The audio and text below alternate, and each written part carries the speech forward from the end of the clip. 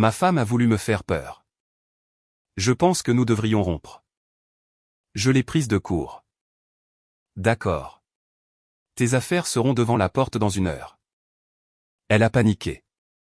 Ce n'est pas ce que je voulais dire. C'est arrivé un vendredi soir. J'étais encore dans mon pantalon de travail, pieds nus sur le tapis, quand l'étincelle a mis le feu aux poudres. J'ai dit, non, Marion, tu ne vas pas en boîte ce soir. Elle se tenait devant le miroir, ajustant ses boucles d'oreilles, des créoles en argent que je n'avais jamais vues auparavant. Eric, j'ai déjà dit à Amandine que nous y allions. Amandine, sa meilleure amie depuis l'université, celle qui avait plus de drame qu'une rediffusion de feuilleton. Je me fiche de ce que tu lui as dit, ai-je répondu, en essayant de garder ma voix stable. Tu m'as dit que cette semaine serait différente. Tu as juré que tu resterais à la maison ce soir. Depuis le canapé, Amandine est intervenue sans manquer un battement. Elle n'est pas une prisonnière, Eric. C'est juste une soirée. Ma mâchoire s'est crispée. Ça ne te concerne pas. Amandine s'est levée, pleine d'assurance. En fait, si. Marion est malheureuse dans cette maison. Elle mérite une pause. J'ai regardé Marion droit dans les yeux. Tu veux une pause? Alors parlons-en ici, maintenant. Mais si tu franchis cette porte, tu ferais mieux de comprendre ce que ça dit de nous. Marion a levé les yeux au ciel et a attrapé son sac.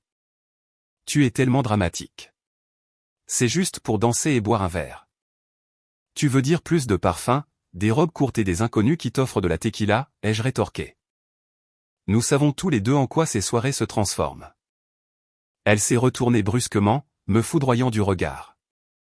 Peut-être que si tu arrêtais d'agir comme mon père et que tu commençais à agir comme mon mari, je ne ressentirais pas le besoin de respirer ailleurs. Mon cœur a martelé ma poitrine. Amandine a souri d'un air narquois, comme si elle appréciait le spectacle. Marion a ouvert la porte. Vas-y, ai-je dit doucement. Prouve ce que tu penses vraiment de moi. Elle a ricané, a rejeté ses cheveux en arrière et est sortie. Amandine l'a suivie, claquant la porte derrière elle. Silence. Je suis resté là, à fixer cette porte fermée, comme si elle pouvait se rouvrir si j'attendais assez longtemps. Ma respiration était courte et saccadée. Le couloir au-delà semblait vide, creux, comme s'il avait été vidé de toute la chaleur que nous avions autrefois. Marion n'a même pas regardé en arrière. Le salon était encore chaud, confortable, avec une douce lumière de lampe sur les murs. Un bol de pop-corn intact sur la table basse. Nous étions censés regarder un film ce soir, juste nous deux. Au lieu de ça, elle a choisi des talons hauts, de la musique forte et des inconnus.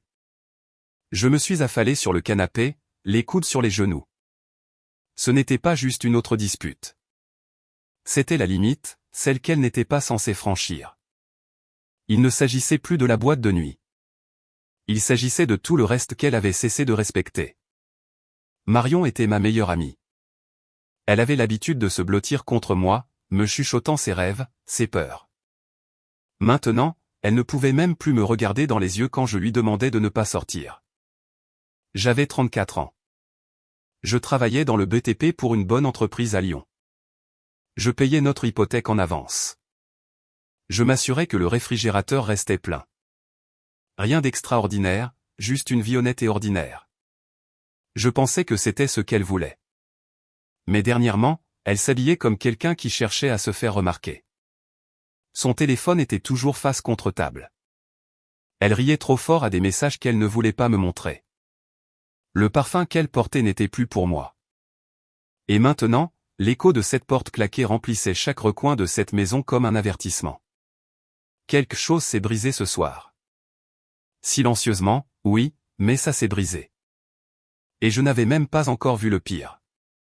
Je me suis assis à la table de la cuisine avec une assiette que j'avais réchauffée 2 fois, mais que je n'avais jamais touchée. Steak et haricots verts. Marion disait toujours que je cuisais trop les haricots. Je faisais semblant de m'en ficher, mais en vérité, j'essayais toujours de les réussir pour elle. Maintenant, ils étaient caoutchouteux, et l'odeur me soulevait le cœur. La maison était silencieuse de cette manière que seule une maison vide sait l'être, le genre de silence qui fait qu'un simple bourdonnement de réfrigérateur ressemble à un cri. Je pouvais entendre le tic-tac de l'horloge murale dans la cuisine, nette et délibérée, comme si elle décomptait le temps jusqu'à quelque chose que je ne voulais pas atteindre. Je me suis penché en arrière, me massant les tempes, essayant de comprendre le changement. Ça n'avait pas toujours été comme ça. Marion dansait pieds nus dans cette cuisine. Elle fredonnait en suivant la radio tout en préparant les pancakes du dimanche matin. Les cheveux en désordre, le visage rayonnant de sommeil. Elle souriait comme si le mot « foyer » signifiait quelque chose. Maintenant, elle me touchait à peine en passant à côté de moi. Le fredonnement avait disparu. L'étincelle était ailleurs. Ou peut-être simplement éteinte. J'ai fermé les yeux et je l'ai vue. Son parfum, plus seulement une odeur. Une déclaration, chère, persistant. Elle avait commencé à le porter pour faire des courses, puis pour les soirées entre filles. Maintenant, même juste pour prendre un café avec Amandine. Et le miroir. Elle y jetait un coup d'œil avant que nous quittions la maison. Maintenant, elle se tenait devant comme si elle se préparait pour une bataille, gloss, cheveux perfectly bouclés, des hauts qui moulaient des courbes qu'elle n'exhibait jamais auparavant. J'avais tout remarqué. Je n'avais simplement pas dit grand-chose. Peut-être parce que je ne voulais pas croire que ça signifiait quelque chose. Mais le déni a une date d'expiration. Marion avait commencé à sortir presque tous les week-ends. Toujours avec Amandine, toujours, juste nous deux. Mais ce n'était jamais juste pour boire un verre, jamais juste pour danser, pas dans des boîtes comme celle-là, pas habillée comme elle l'était, pas avec cette sorte de faim dans sa voix quand elle parlait de l'énergie de ces endroits. Au début, je me suis dit que j'étais paranoïaque, qu'elle essayait juste de s'accrocher à sa jeunesse, que peut-être Amandine l'entraînait. Mais au fond de moi, quelque chose n'allait pas. Un soir, elle est rentrée avec son rouge à lèvres bavé et ses talons à la main. Je lui ai demandé comment s'était passée la soirée. Elle a dit que c'était amusant. C'est tout. Juste amusant. Rien de plus, rien de moins. Et elle ne m'a même pas regardé dans les yeux en le disant. J'ai pris une bouchée du steak, mâché, avalé. Ça avait le goût de papier. J'ai repoussé l'assiette. Je n'étais pas encore en colère. Pas vraiment. Je ne criais pas, je ne frappais pas les murs. Ce n'est pas qui je suis. J'étais juste en train de regarder, d'écouter, de sentir cela s'installer en moi comme la pluie s'infiltrant dans une cloison sèche. Ce qui me marquait vraiment, ce n'était pas le parfum ou les soirées. C'était la façon dont elle avait commencé à quitter la pièce quand j'entrais. La façon dont l'écran de son téléphone s'assombrissait dès que je m'approchais trop. Il y a un genre de silence qui ne vient que lorsque quelqu'un vous a déjà quitté, même en se tenant dans la même pièce. Je n'arrêtais pas de penser à ce regard qu'elle m'a lancé avant de sortir ce soir. Comme si j'étais le contrôlant, comme si j'étais le problème. Mais quel genre de mariage était-ce, où je devais me battre juste pour être pris en considération? J'ai regardé autour de notre maison. Les meubles confortables, les photos encadrées de nos voyages, la tasse ébréchée qu'elle utilisait toujours pour son chocolat chaud. Tout était encore là. Mais plus rien ne semblait réel. Et elle non plus. Ce soir, ce n'était pas juste une autre soirée entre filles. C'était autre chose. Et pour la première fois, j'ai laissé la pensée se former complètement dans ma tête. Et si elle voyait quelqu'un? Je ne l'ai pas dit à voix haute. Je ne l'ai pas hurlé au mur. J'ai juste laissé cette idée exister tranquillement. Ça ne ressemblait pas à des conclusions hâtives. Ça ressemblait à l'acceptation d'une vérité que j'avais évitée. J'ai regardé la nourriture intacte. J'ai regardé sa chaise vide. Puis je me suis levé, je suis allé à l'évier et j'ai vidé l'assiette. L'eau du robinet a frappé la porcelaine avec un sifflement, dégageant de la vapeur en tourbillonnant autour de ce qui aurait dû être notre dîner. Dehors, la rue était calme. La lumière du porche vacillait. Quelque part dans la rue, un chien a aboyé. Je me suis appuyé contre l'évier et j'ai regardé dans le vide. Elle a dit qu'elle avait besoin d'espace, mais c'est moi qui me sentais abandonné. L'horloge indiquait 2h13 du matin. J'avais arrêté de faire les 100 pas une heure plus tôt. Maintenant, j'étais assis, immobile, dans le fauteuil près de la fenêtre, les jambes croisées, le téléphone silencieux sur mes genoux. Pas d'appel, pas de message, juste le bourdonnement silencieux du lampadaire extérieur qui vacillait comme un clignement lent. Et puis je l'ai entendu. Des pas chancelants, un éclat de rire. Le sien, sans aucun doute celui de Marion, suivi du rire plus fort d'Amandine. Leur voix était étouffée mais joyeuse, se frayant un chemin sur le trottoir comme un mauvais souvenir que je ne pouvais pas effacer. La poignée de porte a cliqueté. La porte s'est ouverte trop vite, heurtant doucement le mur. Je n'ai pas bougé. Les talons de Marion ont claqué sur le sol de l'entrée alors qu'elle s'appuyait contre le cadre de la porte, tenant ses chaussures dans une main et sa pochette dans l'autre. Son mascara était légèrement bavé sous un œil, ses lèvres toujours brillantes mais s'estompant. Chut. Il dort probablement, a-t-elle murmuré à Amandine. J'ai parlé avant qu'elle n'atteigne le couloir. Est-ce que je t'ai jamais dit que tu pouvais partir? Son corps s'est immobilisé. Amandine a cligné des yeux dans ma direction. Je me suis levé lentement. Marion s'est retournée, plissant les yeux. Sérieusement? Je suis très sérieux, ai-je répondu, la voix égale. Je t'ai dit de ne pas y aller, et tu es parti quand même. Amandine a croisé les bras. Ce n'est pas une enfant, Eric. Je ne te parle pas, ai-je dit sans même la regarder. C'est entre moi et ma femme. Marion a fait un pas en avant, agitant la main comme pour chasser une brise. Eric, pour l'amour de Dieu, arrête d'agir comme si j'avais commis un crime. Tu m'as abandonné, nous as abandonnés, et tu n'as même pas regardé en arrière. J'avais besoin d'air, a-t-elle lancé. Tu fais de cette maison une cage. J'ai ri une fois, un rire sec, sans humour. Une cage? Ou juste un endroit où la vérité ne peut pas se cacher? Elle s'est figée un instant, la mâchoire serrée. Tu ne me fais pas confiance, n'est-ce pas? Non, ai-je dit catégoriquement. Et c'est ça le problème. Elle a ricané et a laissé tomber ses chaussures sur le sol avec un bruit sec. Peut-être qu'on devrait juste rompre alors. Voilà. Elle a lancé la phrase comme si c'était une grenade. Rapide, imprudente, s'attendant à ce que ça me fasse peur, mais je n'ai pas bronché. Tu as raison, ai-je dit. Sa tête s'est tournée brusquement vers moi. Quoi? Tu as raison, ai-je répété calmement. Peut-être que nous devrions. La bouche d'Amandine s'est légèrement entr'ouverte. Marion a cligné des yeux comme si elle avait été giflée. Je ne le pensais pas comme ça, a-t-elle dit rapidement, sa voix plus fine maintenant. J'étais en colère. Et moi, j'en ai fini, ai-je répondu. Eric, elle a fait un pas en avant. Pas de cris, pas de larmes. Tu as pris la décision. J'ai fait un signe de tête vers la porte. Et maintenant, je ne fais que répondre. Amandine a reculé lentement, sentant le changement. J'attends dans la voiture, a-t-elle marmonné, puis a disparu dehors sans un autre mot. Marion me fixait, les bras ballants.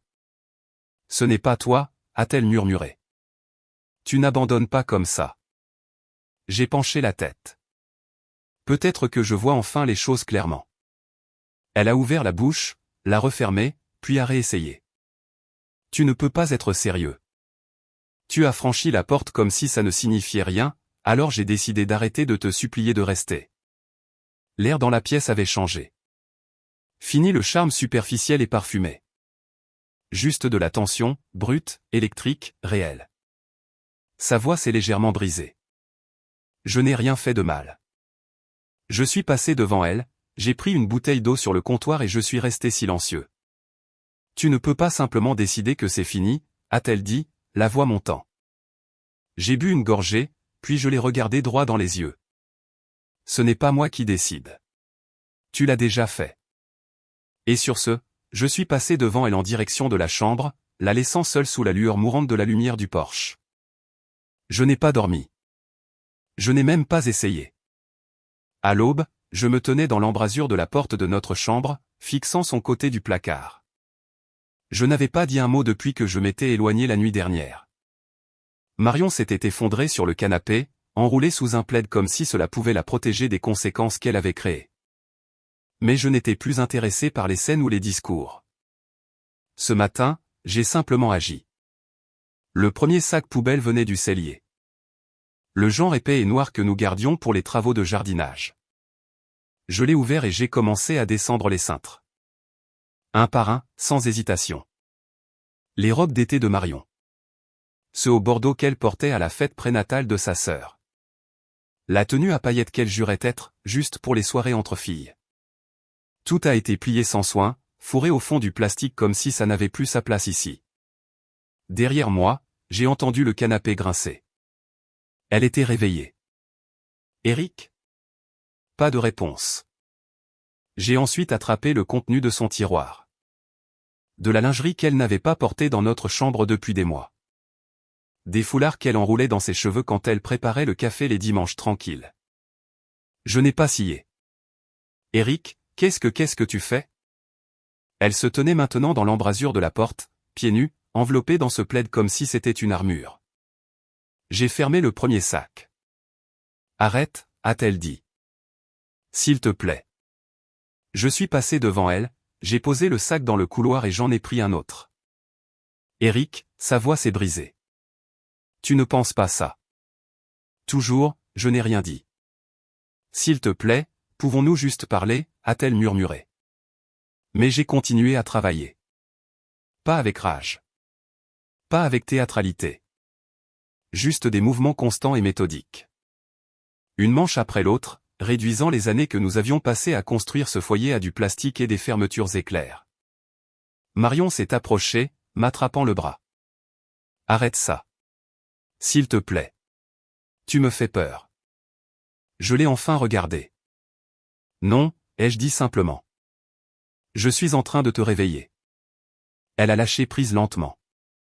Sa main a flotté dans l'air avant de retomber à son côté. Je ne t'ai pas trompé. Je n'ai pas dit que tu l'avais fait, ai-je répondu, en jetant son sèche-cheveux. Mais tu as quitté ce mariage à la minute où tu as arrêté de rentrer à la maison pour moi. Les larmes ont monté à ses yeux. J'avais juste besoin de temps, d'espace. Amandine n'arrêtait pas de me pousser à sortir de la maison. Tu l'as laissé te pousser hors de cette relation. Eric, s'il te plaît, a-t-elle plaidé à nouveau, tendant la main vers mon bras. J'ai reculé et fermé le deuxième sac. Dans le couloir, les sacs commençaient à s'aligner comme de petites pierres tombales. Des monuments en plastique noir à toutes les choses qu'elle pensait autrefois avoir le droit de prendre pour acquises. Ne fais pas ça, a-t-elle supplié, me suivant dans le couloir. On peut arranger ça. On peut aller en thérapie. J'arrêterai de sortir. Je le jure. Je ne pensais pas que ça te ferait autant de mal. C'est ça le problème, Marion. Tu n'as pas pensé du tout. Elle s'est mise devant moi, bloquant la porte. Je changerai, a-t-elle dit. Je ferai tout ce qu'il faut.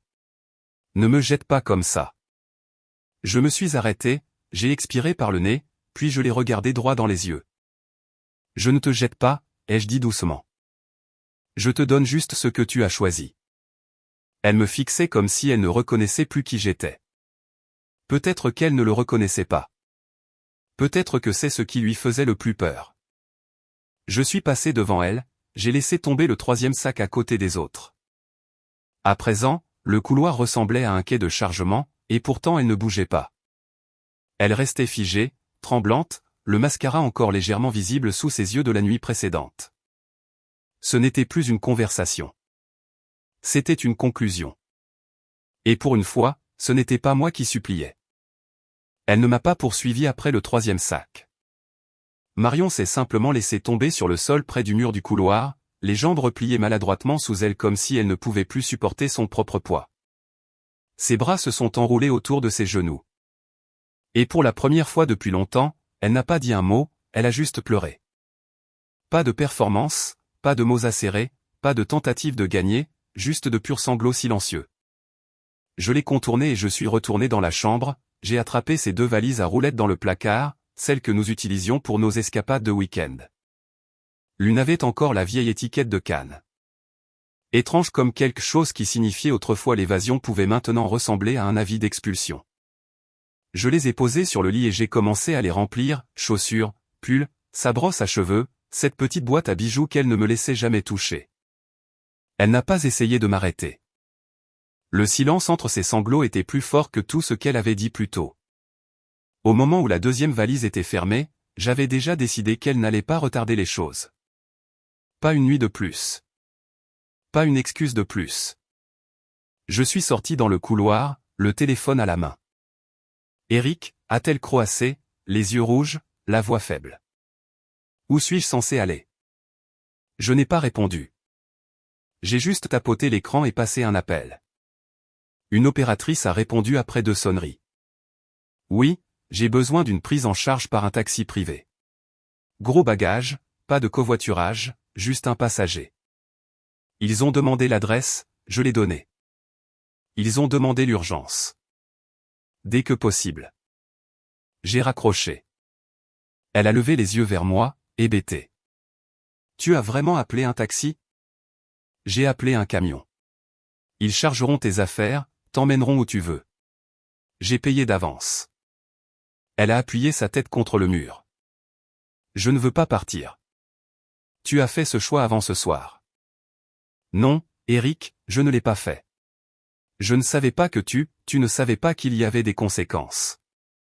Elle s'est de nouveau effondrée. Sa tête est tombée dans ses mains et ses épaules ont commencé à trembler. Je me tenais près de la porte, pas froid, juste résolu. Pendant des années, je lui avais laissé de l'espace pour qu'elle trouve ses repères, pour qu'elle laisse ses émotions déferler comme des tempêtes dans notre maison. Et c'était toujours moi qui restais pour nettoyer les dégâts. Mais ce soir, je ne tenais pas une serpillière. Je tenais la porte ouverte. Des phares ont illuminé la fenêtre. Le camion est arrivé lentement. Cabine blanche, flanc propre, le genre qui transporte habituellement des meubles ou des appareils électroménagers. J'ai ouvert la porte avant même qu'il ne puisse frapper. Un jeune chauffeur est sorti, un bonnet enfoncé sur les oreilles, balayant du regard la rue calme. Eric? J'ai hoché la tête. C'est nous. Il m'a suivi jusqu'au couloir, a vu les sacs, l'a vu. À son crédit, il n'a pas bronché. Où allons-nous? A-t-il demandé doucement. J'ai regardé Marion. Elle était toujours recroquevillée contre le mur, le visage maintenant strié de larmes. Tu as une amie chez qui aller? Lui ai-je demandé. Chez Amandine, a-t-elle murmuré. J'ai donné le nom de la rue au chauffeur et j'ai regardé pendant qu'il sortait les sacs un par un. Quand j'ai apporté la dernière valise à la porte, elle n'avait pas bougé.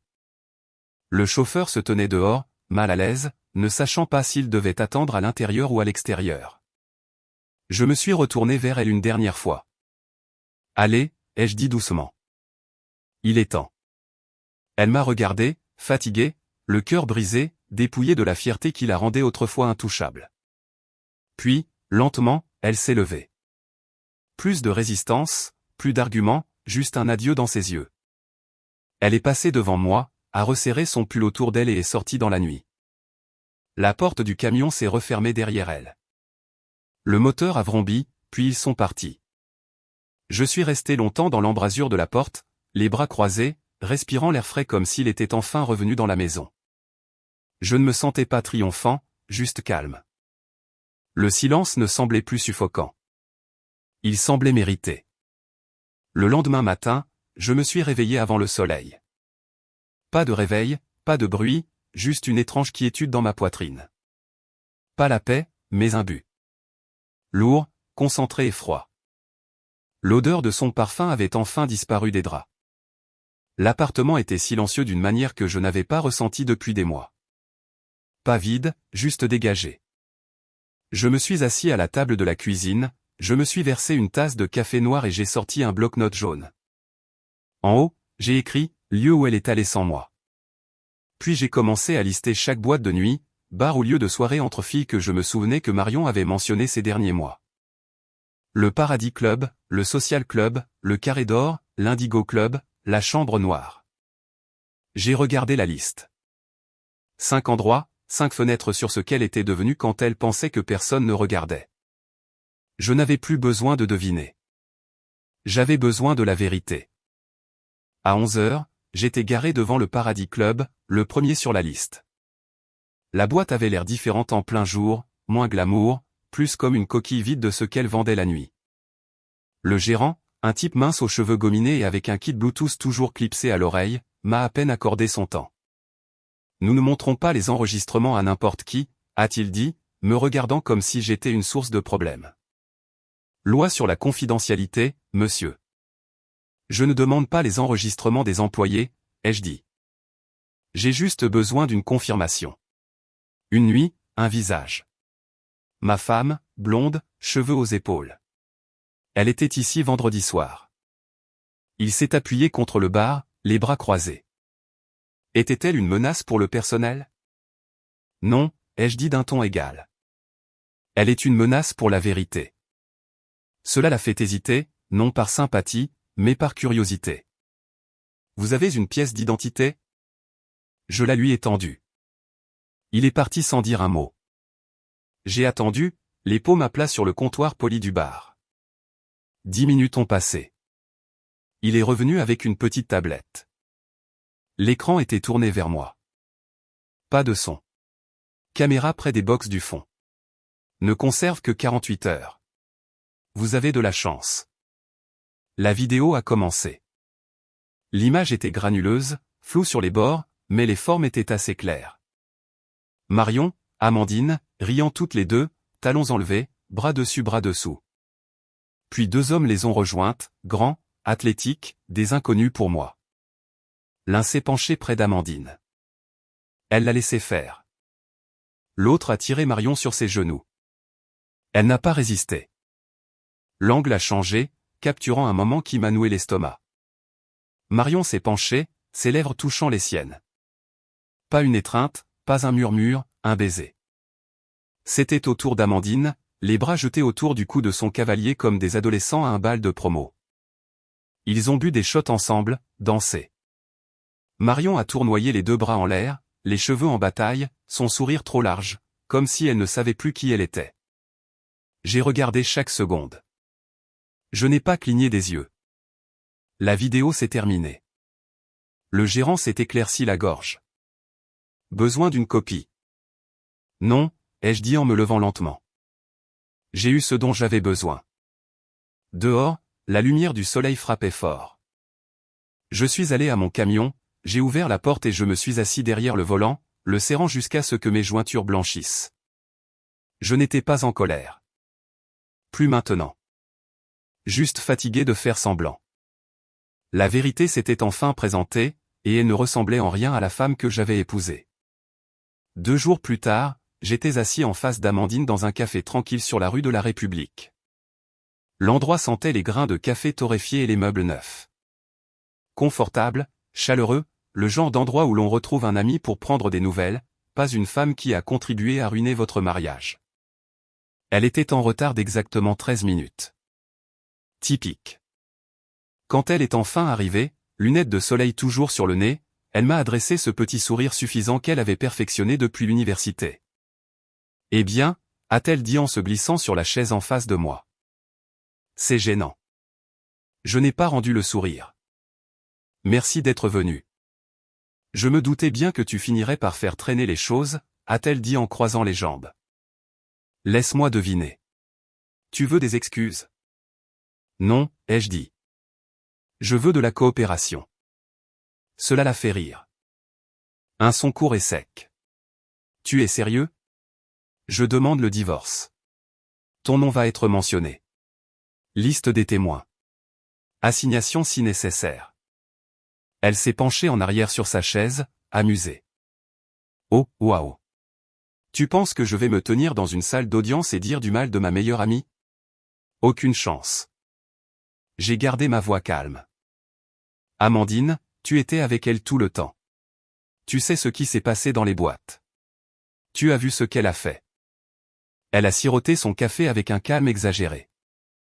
Et j'ai des enregistrements. Cela a effacé le sourire de son visage, mais juste pour une seconde. Tu parles de cette vidéo granuleuse de la boîte? S'il te plaît. Ce n'est rien. Juste un peu de danse, un peu de flirt. Tu penses que ça tiendra la route? Je pense qu'un juge remarquera que Marion embrassait des inconnus devant une caméra alors qu'elle était mariée, ai-je dit. Et je pense que son avocat paniquera quand je mentionnerai ton nom comme étant celle qui a organisé les soirées. Amandine a haussé les sourcils. Tu penses que me menacer t'apportera quelque chose? Je ne te menace pas. Je t'offre un choix. Tu peux m'aider ou être entraîné là-dedans avec elle. Elle m'a fixé, puis a ri à nouveau, plus froidement cette fois. Tu es pathétique. Je suis préparé, ai-je dit. Amandine s'est levée, ramassant son sac à main. Tu sais quel est ton problème, Eric? Tu penses que parce que tu es calme et poli, ça te donne raison. Mais la vérité, c'est que tu as toujours été ennuyeux, prévisible. C'est pour ça qu'elle s'est éloignée, et aucune vidéo ne changera ça. Elle est partie sans dire au revoir. Je l'ai regardée partir, puis j'ai tapoté l'écran de mon téléphone. Un dossier s'est ouvert. Un clip, coupé, horodaté, d'une clarté cristalline. J'ai appuyé sur envoyer, mais pas à Marion. À un numéro que j'avais trouvé 2 nuits plus tôt, Gaël, le petit ami d'Amandine, un type qu'elle gardait commodément hors des réseaux sociaux. J'avais récupéré son numéro dans un journal de contact sur l'une des photos de groupe que Marion avait oublié de cacher dans sa sauvegarde sur le cloud. Le message était simple, tu mérites de savoir avec qui tu sors. Vidéo ci-jointe. Pas de menaces, pas de suivi, juste la vérité. Cette nuit-là, je me suis assis sur le bord de mon lit, la lumière éteinte, le téléphone face contre table à côté de moi. Laissons Marion et Amandine penser qu'elles avaient le dernier mot. Laissons-les penser que j'avais fini. Car lorsque les gens construisent leur vie sur des mensonges, il n'est pas nécessaire de crier. Il suffit de laisser la vérité trouver son chemin dans les fissures. Et elle le trouve toujours. Il était un peu plus de 19h quand j'ai entendu frapper à la porte. Pas un simple coup. Pas le genre hésitant qui demande la permission. Non, c'était paniqué, désespéré, incontrôlé. Je savais déjà qui c'était. J'ai ouvert la porte et elle était là. Marion. Les cheveux en bataille, les yeux rouges et gonflés, le visage strié de maquillage qui avait coulé. Elle ne ressemblait en rien à la femme qui était partie en trombe en talons aiguilles et paillettes 10 jours plus tôt. Elle avait l'air petite. Eric, a-t-elle haleté, le souffle court. S'il te plaît, pouvons-nous parler? Je n'ai pas bougé. Je n'ai rien dit. Elle a fait un pas en avant, à mi-chemin dans le salon, avant même que je ne dise un mot. Je sais que tu as envoyé les papiers du divorce, a-t-elle dit rapidement, faisant les 100 pas, les bras enroulés autour d'elle. Amandine me l'a dit. Elle a dit, tu vas jusqu'au bout. Que c'est réel cette fois. Toujours, je suis resté silencieux. J'avais les bras croisés. Mon dos était appuyé contre le cadre de la porte. Je ne m'y attendais pas, a-t-elle continué. Je pensais que tu avais juste besoin d'espace. Le temps de te calmer. Mais ensuite, elle m'a montré la vidéo, celle que tu as envoyée à son petit ami, et elle a dit que tu allais au tribunal. Sa voix s'est brisée. Eric, je sais à quel point ça a l'air grave, mais j'ai besoin de m'expliquer. S'il te plaît, laisse-moi juste m'expliquer. Expliquer quoi, ai-je dit, calme comme toujours. Elle a dégluti difficilement. Ce soir-là au Paradis Club, je ne voulais pas y aller. J'ai penché la tête. Je ne voulais pas, a-t-elle insisté. C'est Amandine qui a insisté. Elle a dit que je devais me détendre. Que c'était juste pour s'amuser. Je ne connaissais même pas ces types. C'était juste des shots et de la danse. Et je me suis laissé emporter. J'ai laissé le silence s'installer. Marion s'est approchée. Je n'aurais pas dû y aller. Je n'aurais pas dû partir ce soir-là. Je le vois maintenant. J'ai paniqué. Eric, tu avais raison. D'accord, tu as eu raison. Mais je ne savais pas comment arranger les choses. Elle a pris une profonde inspiration, les yeux vitreux. Je veux rentrer à la maison. Cela m'a fait lever les yeux vers elle. Je ne peux pas dormir, a-t-elle poursuivi. Je ne peux pas penser. L'appartement d'Amandine est un chaos et elle est bizarre avec moi depuis que Gaël a rompu avec elle. Elle me blâme. Elle dit que j'ai apporté du drame dans sa vie. Mais je te jure, Eric, je n'ai jamais voulu ça. Alors, que voulais-tu, ai-je demandé. Je voulais juste me sentir vu, ressentir quelque chose, a-t-elle murmuré. Mais maintenant, je ne ressens rien d'autre que du regret. S'il te plaît, je t'en supplie. Sa voix s'est de nouveau brisée. Je changerai tout. Je resterai à la maison. Je supprimerai le numéro de tous les hommes de mon téléphone si c'est ce qu'il faut. Je m'en fiche. Je veux qu'on se remette ensemble. J'ai regardé autour de la pièce. La table basse bien rangée, le tapis fraîchement aspiré, le doux bourdonnement d'une maison silencieuse qui semblait enfin retrouver son équilibre. Puis je l'ai regardée. Je ne voulais pas aller en boîte, a-t-elle répété doucement, comme si c'était la seule défense qui lui restait. C'est Amandine qui a insisté. J'ai hoché la tête une fois, lentement. Alors, laisse Amandine réparer ta vie. Son visage est devenu vide. Quoi, a-t-elle demandé, stupéfaite. Tu as dit qu'elle t'y avait entraîné. Que c'était son idée. Alors laisse-la nettoyer ce qui reste. Eric, allons. Je ne t'ai pas envoyé vers elle. J'ai dit que tu étais parti de ton propre chef. Elle a fait un pas en avant, la voix montant. Alors c'est tout? Tu vas juste jeter tout ce que nous avions? Je n'ai pas scié. Tu l'as déjà fait. Je ne fais que nettoyer après. Elle me fixait, cherchant quelque chose. De la chaleur, du pardon, une lueur de l'homme qui disait autrefois, on trouvera une solution. Mais cet homme était parti quand elle avait claqué cette porte 10 nuits plus tôt. Sa bouche s'est de nouveau ouverte, mais cette fois, aucun mot n'est sorti. Je me suis écarté, faisant un geste vers la porte ouverte. Je ne suis pas en colère, ai-je dit. Mais j'en ai fini. Les larmes ont de nouveau monté, mais elle n'a pas argumenté. Elle savait. Elle s'est retournée lentement, et sortie. Cette fois, la porte n'a pas claqué. Elle s'est refermée derrière elle dans un déclic, doux et définitif, et j'ai expiré un souffle qui était coincé dans ma poitrine depuis bien trop longtemps. La salle d'audience sentait le vieux bois et l'air froid. J'étais assis à la place du plaignant, les mains jointes, le cœur stable. Il ne s'agissait plus de vengeance. Il s'agissait de résolution, d'une fin nette à quelque chose qui pourrissait tranquillement depuis des mois, peut-être plus. Marion était assise en face de moi, les cheveux tirés en arrière, le maquillage plus léger que je ne l'avais jamais vu. Son avocat lui a murmuré quelque chose à l'oreille. Elle n'a pas répondu. Elle regardait droit devant elle, le regard vide, comme si elle espérait que rien de tout cela n'était réel. Mais ça l'était.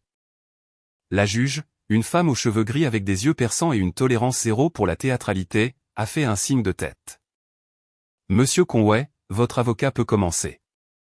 Mon avocat s'est levé, confiant et silencieux. Il n'était pas du genre bruyant. Il laissait simplement les faits parler.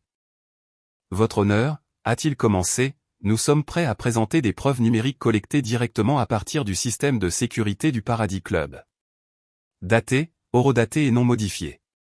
Les images vérifieront notre affirmation selon laquelle Madame Conway s'est engagée dans un comportement incompatible avec les attentes de fidélité de son mariage. L'avocat de Marion s'est levé d'un bond. Objection.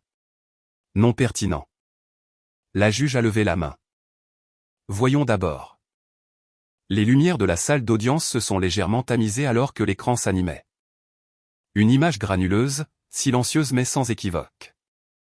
Elle était là, Marion, riant, Amandine à côté d'elle. Puis les hommes, les shots, la danse rapprochée, le baiser. Aucune musique ne jouait, mais le silence était assourdissant. Je ne l'ai pas regardé pendant la diffusion. Je n'en avais pas besoin. La juge s'est penchée en arrière, les yeux plissés. La vidéo s'est terminée. Les lumières se sont rallumées. Son avocat s'est éclairci la gorge, visiblement secoué. Votre honneur, si je peux, vous ne pouvez pas, a-t-elle dit sèchement. Marion a finalement parlé. Sa voix s'est brisée. Ce n'était pas ce que ça avait l'air. Je n'ai pas, il n'était rien. Amandine, c'est Amandine qui m'a entraîné. La juge a jeté un coup d'œil vers le public. Amandine n'est pas là, a-t-elle noté. Et elle n'y était pas. Le siège à côté du box des témoins, vide. Pas de défense, pas de soutien. La lèvre de Marion a tremblé. Elle était censée être là. Elle a dit qu'elle n'y est pas, a répondu la juge. Et votre comportement parle de lui-même. La décision est tombée rapidement. En raison des preuves présentées et de l'absence de litige matériel, ce tribunal se prononce en faveur du plaignant. Le domicile prénuptial restera la propriété de Monsieur Conway. Tous les biens communs seront divisés conformément à l'accord fourni. La pension alimentaire est refusée. Marion a eu un hoquet de surprise. La garde et tout ajustement financier ne sont pas applicables dans cette affaire, a ajouté la juge. Mais le tribunal reconnaît le droit de M. Conway à une restitution en termes de dommages causés par l'atteinte à sa réputation. Elle s'est tournée vers l'avocat de Marion.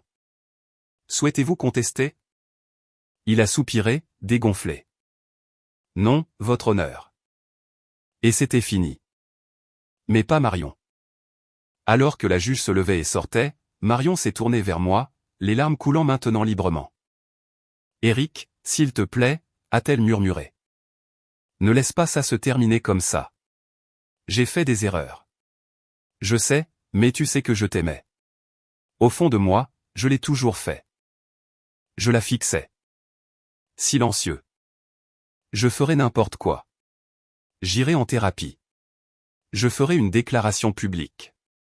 Je quitterai la ville si c'est ce que tu veux. Ne ferme simplement pas la porte comme ça. Une pause. Je ne suis plus la même personne que lorsque je suis parti ce soir-là. J'ai enfin parlé. C'est ça le problème, Marion. Je ne sais même plus qui était cette personne. Ses genoux ont légèrement fléchi. Tu ne penses pas ça. Les huissiers de justice commençaient déjà à vider la salle. Elle ne bougeait pas. Puis, soudain, quelque chose a cédé.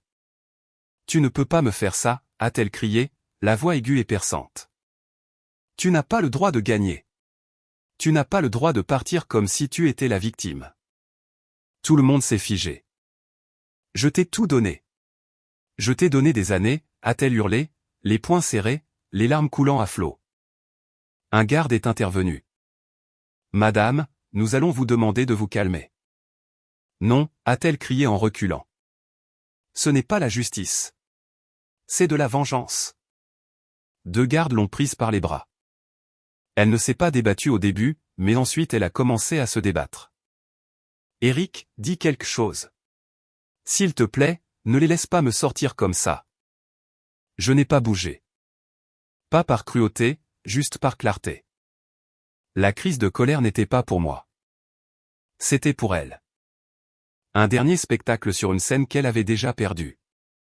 Ils l'ont tirée vers la sortie. Ses cris résonnaient, s'estompant lentement alors que les portes se refermaient derrière elle. Le silence qui a suivi semblait sacré. J'ai rassemblé mes papiers, j'ai fait un signe de tête à mon avocat et je suis parti sans regarder en arrière. Dehors, le soleil était chaud sur ma peau, et pour la première fois depuis des mois, je l'ai ressenti. La liberté.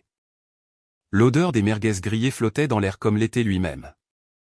J'étais dans le jardin d'un ami juste à l'extérieur de Lyon, un gobelet en plastique à la main, la brise chaude, la musique douce.